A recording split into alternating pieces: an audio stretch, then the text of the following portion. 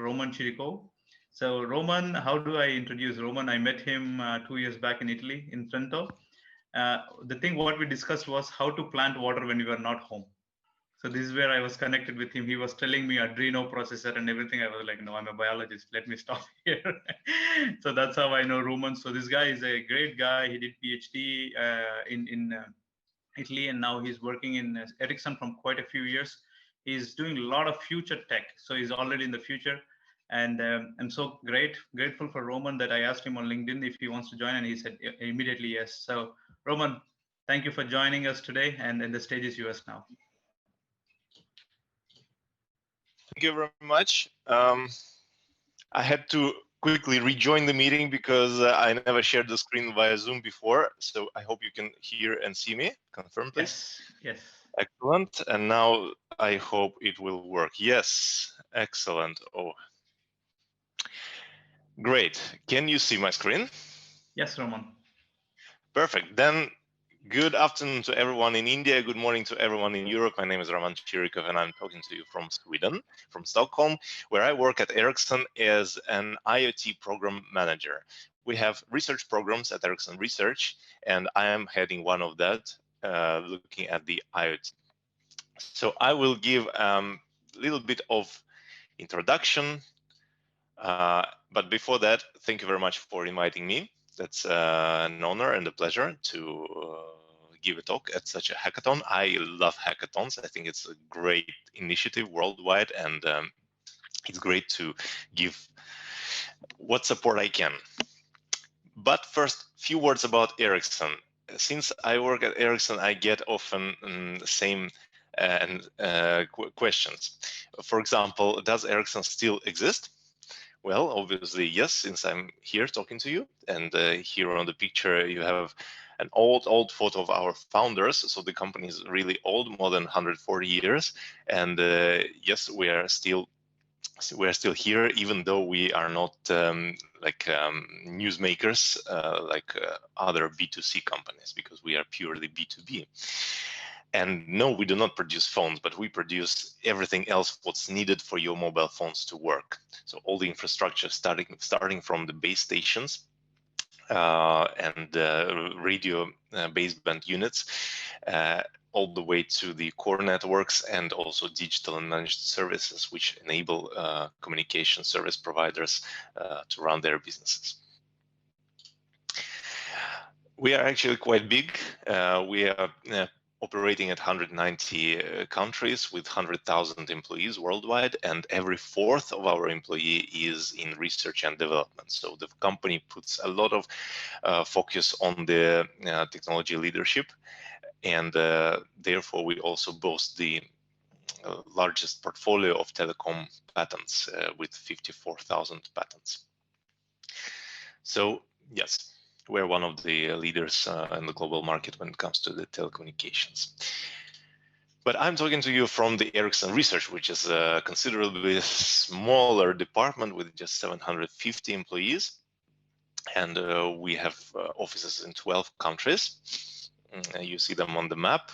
And by the way, only in Sweden and only in India, we have more than one office. So Indian branch is a very, very important part of our Ericsson Research Department. Yes.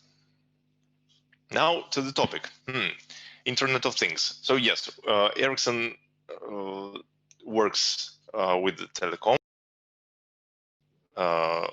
Each new generation of telecommunication service happen, 3G, 4G, now 5G. Now we're looking what will be beyond 5G. So we put a lot of research efforts into radio, into networks, into cloud, but also Internet of Things is very important for us. Why? Well, because it has a lot of promises, also because it's actually started finally to happen. And this goes very well in line with the traditional communication service providers business, right? So if you have networks, if you have this internet, as the previous speaker said, now let's expand the internet connectivity towards the things as well. So that's important, and Ericsson is a player in that field as well. But let's here talk about what will be in the future of Internet of Things. And I see the future split in two parts, the short term and the long term. And actually, it's much easier to speculate about the long term future, because you can fantasize here, you can imagine what will be there, and you are free to do so without any responsibility of being right. So for example, we talk about digitalized world. So we expect physical objects in reality get represented in the digital sphere by using, for example, digital twins as enabler of that. So you can have a digital representation of physical objects. Programmable world. So not just you have the nice 3D model of a building, but if you actually click on some rooms or floors and you turn lights in your nice 3D models, the same action happens in the real scenario, in the real building. And with one click, you not just turn on the light in one room or on one floor, but maybe in the whole city. So programmable world at scale. Things, as things get connected to the internet, they can be actuated from the internet. And that makes you control the physical reality. And the more things are there, to the larger extent you can control the world. Zero energy devices. This is very important and future-looking thing, because it's easy to talk about the billions, 25 billions, 50 billions. ARM said they will sell 100 billions of their chips in the next decade. So yes, good. Who will power that? It's not so easy to to produce such amount of batteries. It's not so easy to recycle such amount of batteries. It's not so easy to dedicate such huge amount of energy to these devices. So devices should be not just low power as they are today, but they will have to become zero power devices in the future. And there are different technologies to enable this, like RFID, similar technology when the reflected radio wave is used to modulate, to be modulated by the information, or energy harvesting from electromagnetic field, from motion, from light. There are different options, and this will happen. Biodegradable devices. Again, today we can 3D print some case. We can take a circuit board, put this together, add a battery, and put somewhere, and we are happy. Yes, we have our device now. It's running. We get our information. Everyone's happy. Well, not everyone in particular. Nature is maybe not really happy, because the device will run out of its life. The device will become obsolete. You will replace it with a newer version of hardware. The battery should be replaced, etc. So you will need to actually go there and pick the device back. And sometimes it's easy, and sometimes it's very difficult. If you, for example, deploy devices in some forest to control the humidity, to control the climate, if you distribute them in the field to control the chemical balance in the soil, it's not so easy to go there again and pick them back, right? So these devices, they should become biodegradable, so that you don't need to go there and pick them back. They will just stay there, and they will degrade and disappear. And you can deploy from the helicopter a new million of devices at the same territory. Limitless connectivity. Yes, today we're talking, okay, we have Bluetooth, we have Wi-Fi, we have Zigbee, we have LTE, different options to connect our devices. But actually, it takes a lot of efforts for developers to choose. Okay, which option should I use? Should I go for Bluetooth or Wi-Fi or cellular? What is cheaper? What is more convenient? What saves you more battery? So that's not how the future will look like. In the future, connectivity will be like an air today, and connectivity will be fully managed. I'm not saying that everything will become cellular or Wi-Fi or short range instead. Of course, we as Ericsson, we put a lot of efforts in making cellular connectivity as simple as Wi-Fi, for example.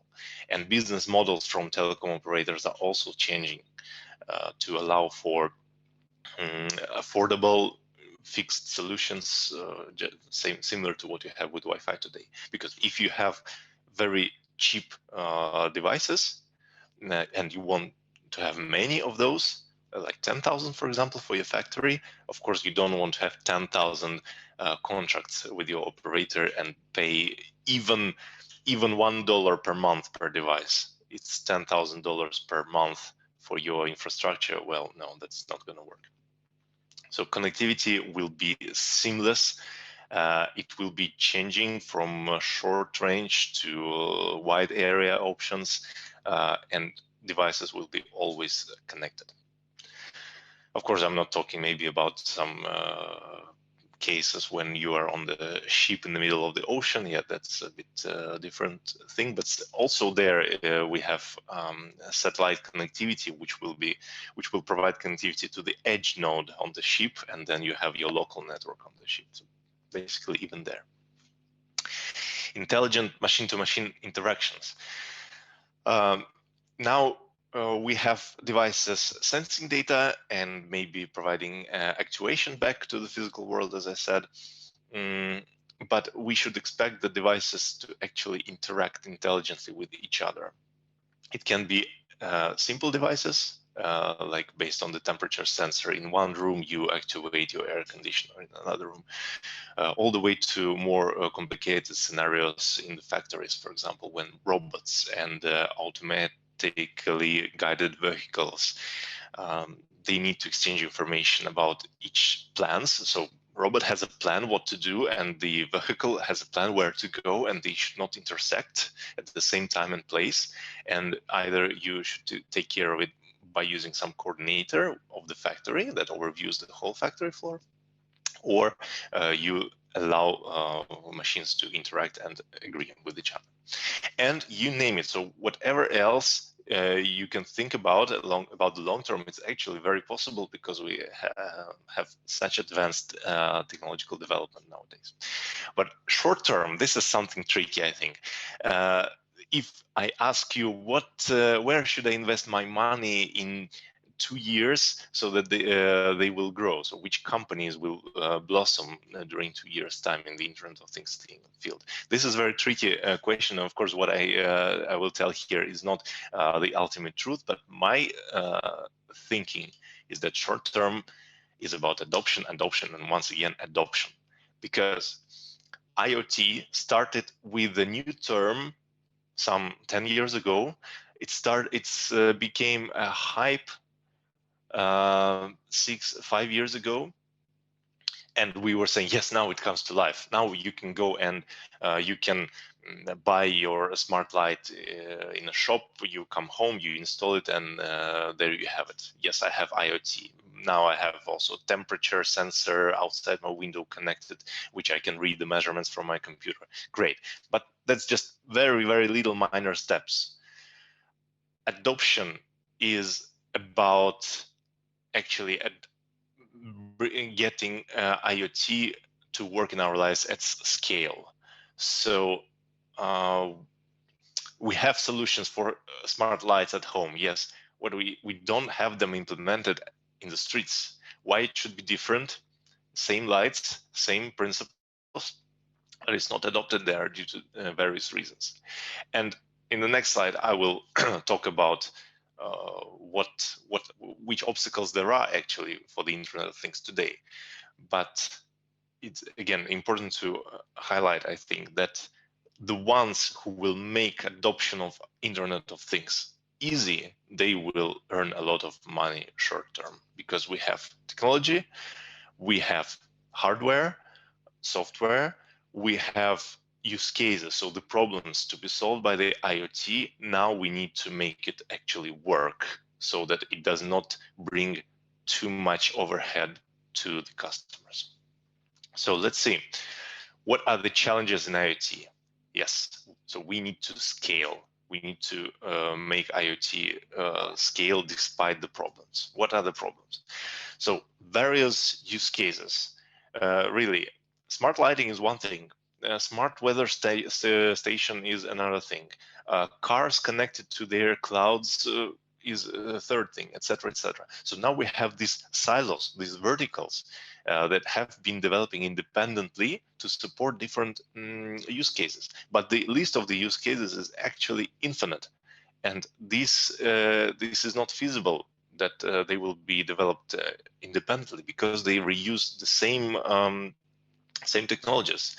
So they have common points they need to share somehow, and IoT platforms is the term to use here that will take they will offload the businesses the major common problems like connectivity management, device management, data pipelining, to actually to let businesses and customers to focus on the problems rather than the infrastructure. Different devices. That's another problem. So if you buy two lamps today, they would not maybe work with each other, not necessarily. So we have different data protocols. They use different data models. Some support IP, some don't support IP. We have existing brownfield deployments that you want to convert into smart environments, like old factory converted into modern factory. And at the same time, you have greenfield devices, like new nice devices in the same environment. You need to make sure that you provision your devices. So you onboard these 10,000 of sensors that you actually bought from the shop, that you don't spend 10,000 years on making them work. It should be all automatic. You need to think about your energy constraints and memory constraints in the devices. So they are really different, but you can actually gain more out of them because you can offload processing to the edge or to the cloud, right? So doing it in a smart way lowers your limits when it comes to the device capacity. And big numbers. Numbers are really big, and that's also a problem. If we talk about the billions of IoT connections by 2025, in 4 years, or maybe depends how to count, maybe also in 3 years, starting from end of 21, that's a lot. And it's not so easy to handle this amount of devices. Each of them has to be connected, has to be charged, has to be provisioned with security material, has to be in the range of the hotspot, etc., etc. And they generate petabytes of data, and that data has to go somehow, somewhere, right? So the network should be prepared for that. The clouds and the storage should be prepared, not just to storing. It's impossible to store these all generated data. You need to process it immediately and store only what's important. You need to develop these artificial intelligence models that will extract the insights from the data and only keep what matters and delete the rest. Huge business opportunities. Yes, that's why we are in this business, because $1.6 trillion by 2025 is actually a lot. And therefore, we expect many, many more players to come in the area, and that brings even more complexity when it comes to solving the compatibility problems. And huge risks. Why huge risks? Well, if you have an error in your code and you ship 1 million of devices, you will have big problems soon.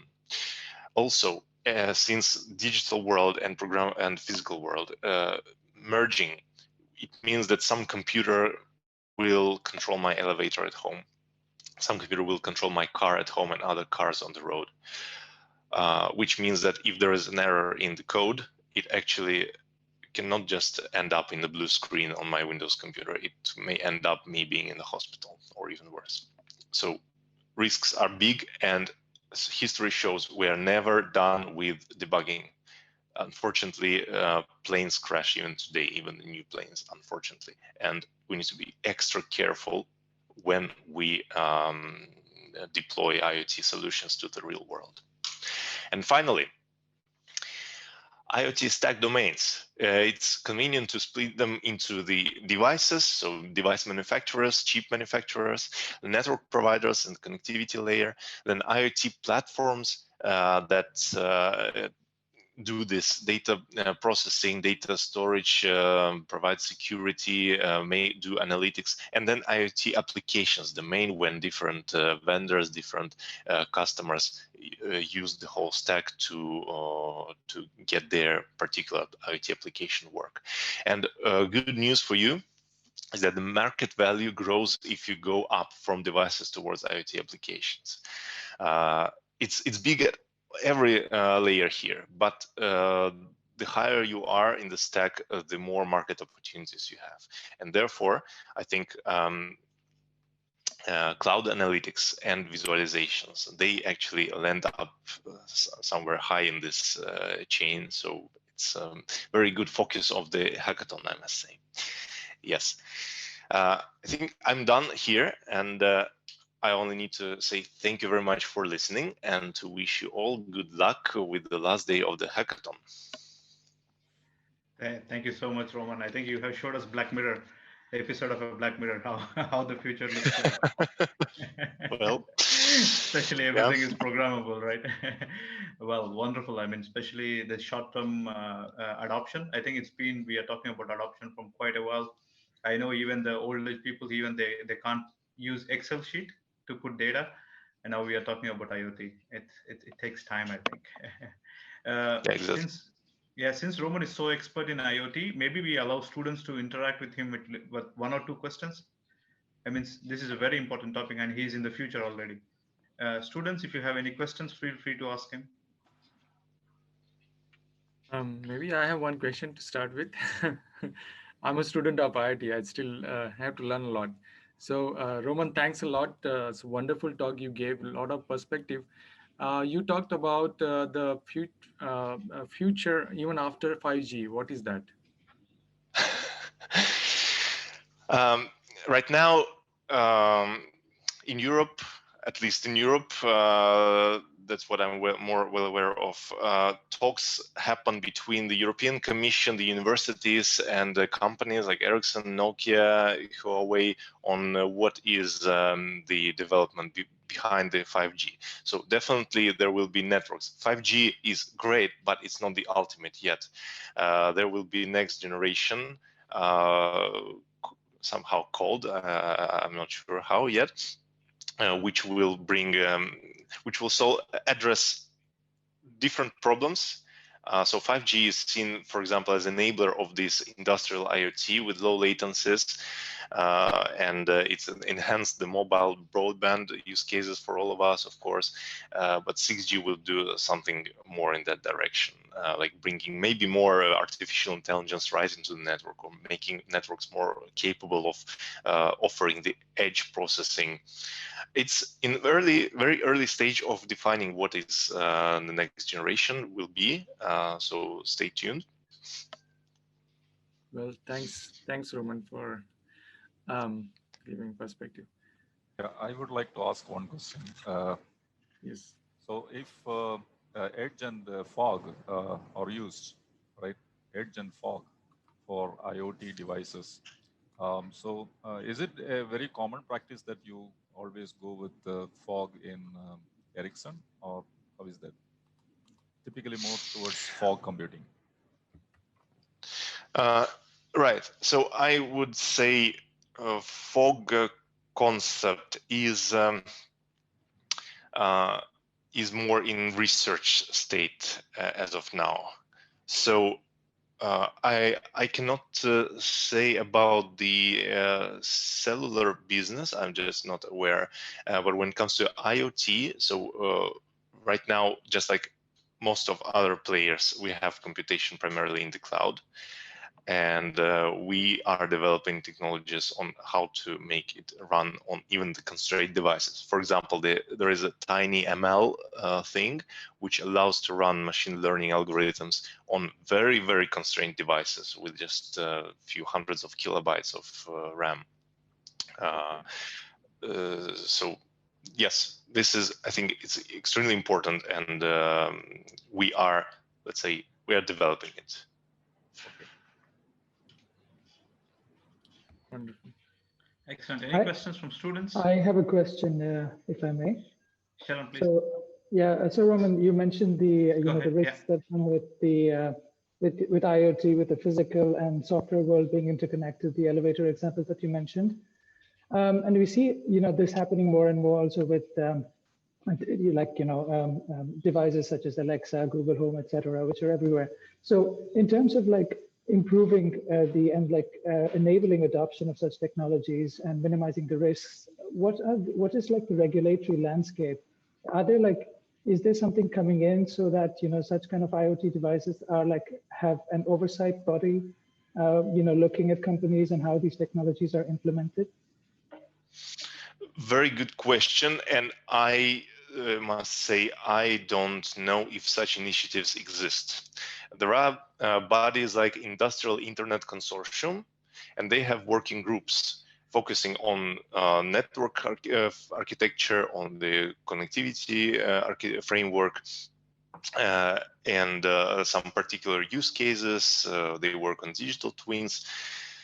I am not sure if anybody thought about actual physical safety. So everyone talks about security and privacy, right? And when it comes to information, but the physical safety, I never heard of. Very good point. It's a pretty interesting question. I recently met some doctors, and they wanted to organize a conference about the effect of Wi-Fi on the mental well-being of human. So it's quite interesting, and I'm sure there will be some regulatory bodies coming into in, especially with in many countries birds are dying because of the radiation or the network that is coming from the Wi-Fi towers. No, the cell phone towers. Yeah. Cool. Thank you, Roman. I think we need to move on now, and many thanks again for joining us. And let's be in touch. If there is something interesting, please let us know. Our students will be happy to join. Absolutely. Thank you very much. And again, good luck today. Thank you. Thank you so much. Thank you, Roman. Goodbye. Goodbye. I think there is one question. Oh, where is it? Shajan, you got it personally? No. Okay. I think how battery efficiency is tested in Ericsson. Yeah.